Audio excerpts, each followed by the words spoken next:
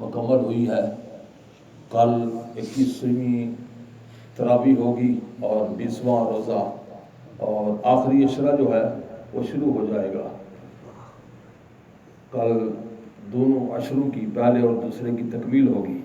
آج ہم نے 20واں پارہ پڑھا. 20ویں پارے کی پہلی آیت بڑی پیاری آیت ہے, بڑی پیاری ہی آیت ہے. اللہ کے قرآن میں کیا مزہ ہے, کیا ذائقہ ہے. فرمایا امن خلق السماوات والارض, کون ہے جس نے آسمانوں اور زمین کو پیدا کیا ہے. یہ سوال ہے. تو مخلوق کا جواب کیا ہونا چاہیے؟ اللہ. کیا ہونا چاہیے؟ اللہ. پھر فرمایا وَأَنزَلْنَا لَكُم مِّنَ السَّمَاءِ مَاءً, آسمان سے تمہارے لیے پانی کس نے اتارا, بارش کس نے اتاری. وہ بارش کبھی اولے بن کے, وہ بارش کبھی برف بن کے پہاڑوں کی چوٹیوں پہ برستی ہے. تو یہ کام بھی کس نے کیا ہے؟ اللہ تبارک و تعالی نے.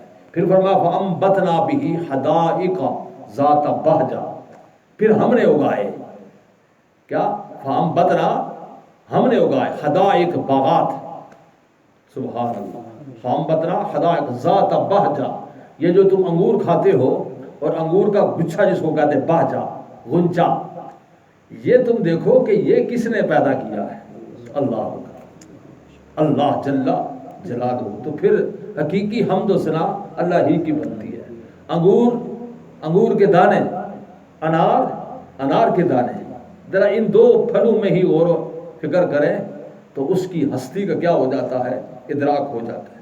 تو فرما ما کان لکم ان تنبتوا شجرہا, سارے انسانوں کو, جنات کو, ساری مخلوقوں کو اللہ کریم نے فرما تمہارے بس کی یہ بات نہیں ہے.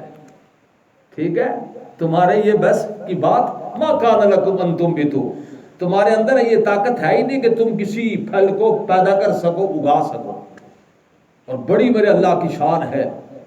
پھر میں ہر جگہ اسی کی تعریف کیوں نہ کروں کہ حمد و ثنا کے لائق صرف اللہ ہی کی ذات ہے. ہر میدان میں, ہر محفل میں, ہر مجلس میں, ہر پروگرام میں, ہر جلسے میں, ہر جگہ اللہ کی عظمت, اللہ کی حمد و ثنا پہلے ہونی چاہیے. اس لیے کہ وہ ہمارے کیا ہیں؟ مربی ہیں, ہمارے پالنے والے ہمارے اللہ ہیں. فرما ما کان لکم ان تنبتوا شجرہا, آنا تو وہ کہتا ہے فلاں فلاں کرتا ہے, فلاں یہ کرتا ہے, فلاں مردہ یہ کرتا ہے, فلاں زندہ یہ کرتا ہے, فلاں انجینئر یہ کرتا ہے, فلاں ڈاکٹر یہ کرتا ہے, فلاں مزار یہ کرتا ہے, فلاں پیر یہ کرتا ہے. فرما ما کان لکم ان تنبتوا شجرہا, ذرا ایک درخت کا پودا مجھے پیدا کر کے دکھا نا, آنا. تو اس کا کوئی جواب ہے؟ ایک انگور کا دانہ ہی لے لے, دنیا کی ساری فیکٹریوں میں چلے جائے, ایک دانہ کوئی نہیں بنا سکتا.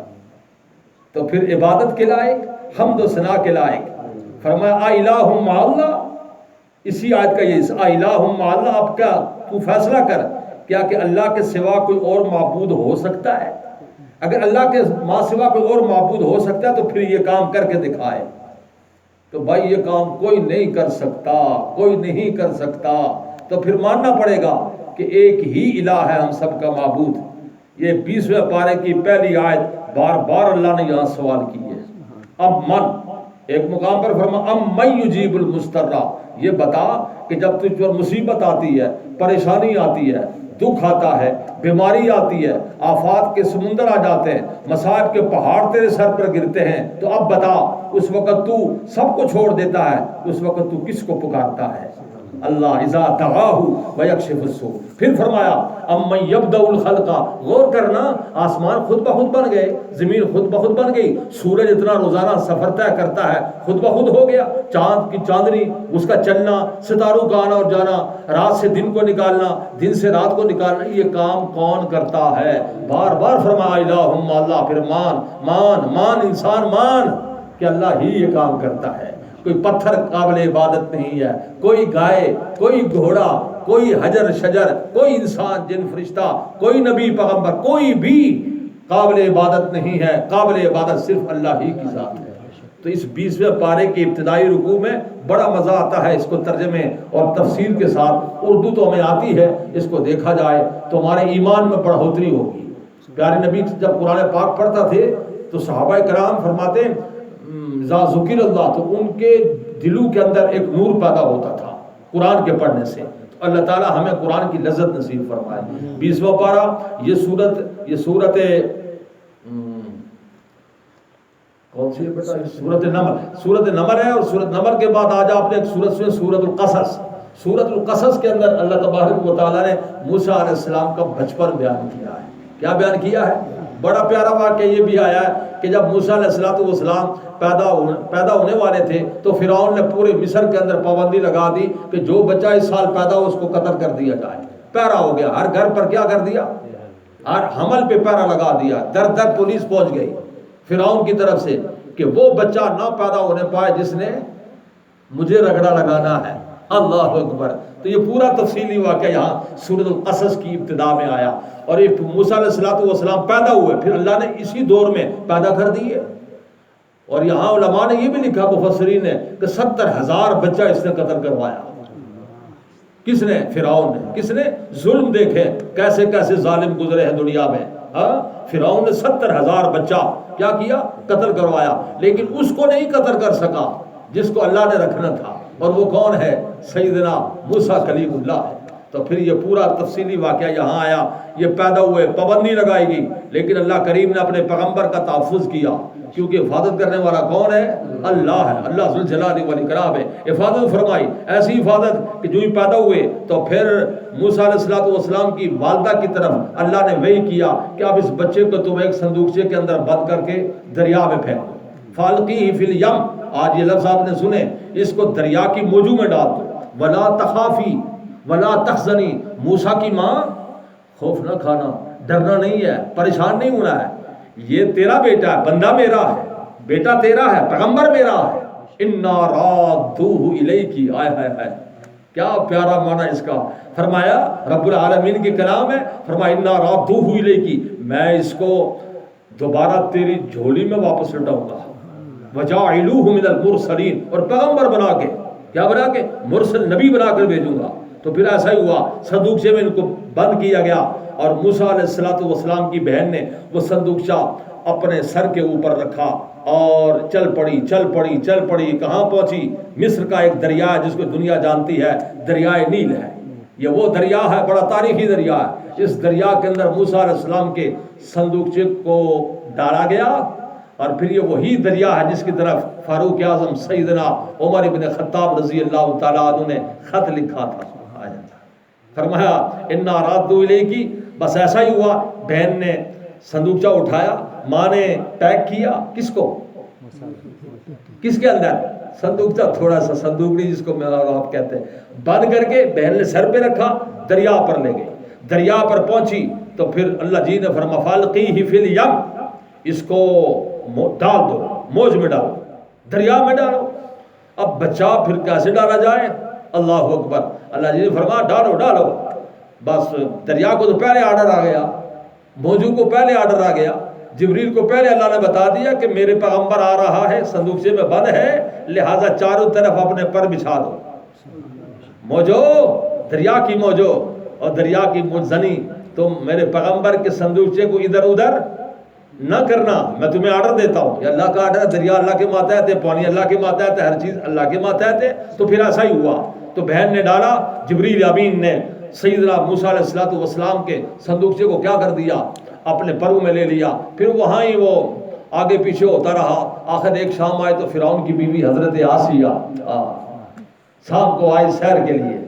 ظاہر شہزادی تھی, ملکہ تھی مصر کی. تو دیکھا تو کیا ہے, صندوقچہ تیر رہا ہے. دیکھتی ہے, غلاموں کو بلایا, نوکروں کو بلایا, ادھر یہ نکالو, یہ کیا ہے, یہ کس نے یہ کام کیا ہے؟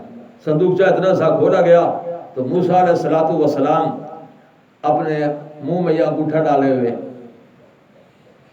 چوس رہے تھے. اللہ سبحان اللہ سبحان اللہ. بڑا پیارا واقعہ ہے یہ کسی موقع پہ بیان ہوتا ہے. بھارت درس قرآن پاک کے حوالے سے میں اس کو مختصر کر رہا ہوں, درمیان میں بہت ساری باتیں میں نے چھوڑ دی ہے. تو پھر یہاں کیا ہوا؟ دودھ اللہ نے جاری کر دیا. حضرت آسیہ نے دیکھا تو موسیٰ کلیم اللہ انگوٹھا چوس رہے, تو دیکھا دودھ نکل رہا ہے, کیونکہ دریا میں ڈالیں گے. ماں کا دودھ نصیب نہیں ہوا, موجو میں پڑے ہوئے تھے. حیران ہو گئی. بس جو ہی دیکھا نا تو قرآن بولتا ہے، سورۃ بقرہ بولتا ہے، سورۃ طٰہٰ بولتی ہے وَأَلْقَيْتُ عَلَيْكَ مَحَبَّةً مِّنِّي، جو ہی نگاہ آسیہ نے موسیٰ کلیم اللہ کے جسم پر نگاہ ڈالی نا، آنکھ ڈالی، تو پھر فور اس کی محبت، موسیٰ کی محبت ہم نے آسیہ کے دل میں داخل کر دی، پھر فور اٹھایا سینے سے لگا لیا۔ اور آج آپ نے پڑھا ہے، میں نے جملہ پڑھا تھا اس مقام پر، لا تقتلوہ آیا ہے، یہ اٹھ ولا تخافی انا رادوہ، بڑی تفصیل کے ساتھ اللہ کریم نے بیان کیا کہ یہ اٹھا کر موسیٰ علیہ السلام کو لایا گیا، شاہی محل میں پہنچے، پھر آسیہ نے فرعون سے کہا میرے خامد یہ اس کو قتل نہیں کرنا ہے، تیرے ہاں میرے ہاں اولاد نہیں، ہم نے اس کو اپنا ولدا، ہم اس کو کیا بنانا ہے، بیٹا بنانا ہے۔ تو یہ واقعہ آج آپ نے تفصیل کے ساتھ اس صورت میں سنا ہے، باقی اس کے پہلو پھر زندگی رہی تو انشاءاللہ بیان ہوتے رہیں گے۔ تو سورت قصص کے بعد آج آپ نے سورت عنکبوت بھی سنی ہے۔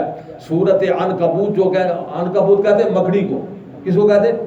عنکبوت سورت ہے، اس کا نام اللہ نے رکھا، عنکبوت کس کو کہتے ہیں؟ مکڑی کو۔ اور مکڑی مجھ کو آپ کو بہوا سا نظر آتا ہے، مکڑی نظر آتی ہے، لیکن اس کا ذکر، اس کا نام، اس کے نام پر سورت آئی ہے اور اس کے گھر کا ذکر اللہ نے کیا ہے، لبیت العنکبوت، عنکبوت کا گھر دیکھا ہے نا آپ نے، جالا اس نے جب وہ، اور جالا کیسے تانتا ہے، یہ اس کا تھوک ہے۔ اور میں نے جب یہ کتاب میں پڑھا کہ اس کے جالا اتنا لمبا ہوتا ہے نا، اتنا خود تو اتنا سا ہے نا، لیکن یہ اپنے جالے کو، ایک تار کو، ایک سلسلے کو 4000 میل لمبا ایک تار یہ بنا سکتا ہے اپنے تھوک سے۔ کون؟ عنکبوت۔ اس کا ذکر اللہ نے فرمایا، اللہ جی نے فرمایا جن کے عقیدے خراب ہیں، جو شرک کے بیمار ہیں، کس کے بیمار ہیں؟ شرک کے بیمار ہیں، جو غیر اللہ کے پجاری ہیں، جو غیروں کو پکارنے والے رب کو نہیں پکارتے، ہاں، ان کا حال ایسا ہی ہے کہ جس طرح مکڑی اپنا جالا بناتی ہے، پھونک لگائیں تو اڑ جاتا ہے، اسی طرح سے مشرک کا عقیدہ جو ہوتا ہے وہ پھونکوں سے اڑ جاتا ہے، وہ پکا اور مضبوط عقیدہ نہیں ہوتا۔ پکا اور مضبوط عقیدہ اسی کا ہوتا ہے جو کہتا کہ اللہ ہی ہمارا معبود ہے، اللہ ہی ہمارا مسجود ہے۔ تو کچھ اس نوعیت کے آپ نے واقعات سنے۔ درمیان میں ایک بڑا عظیم واقعہ وہ بھی قارون کا آیا ہے۔ کس کا؟ اس کی دولت کا، اس کے خزانوں کا آیا، اور زکوٰۃ نہیں دیتا تھا، اس کا بھی بڑا حشر نشر 20ویں پارے کے اندر اللہ کریم نے بیان کیا، اور وہ بھی ایک تفصیلی واقعہ ہے۔ رب العالمین قرآن کے تفصیلی پہلو کو سمجھنے کی توفیق عطا فرمائے۔ اس کے ساتھ میری اور آپ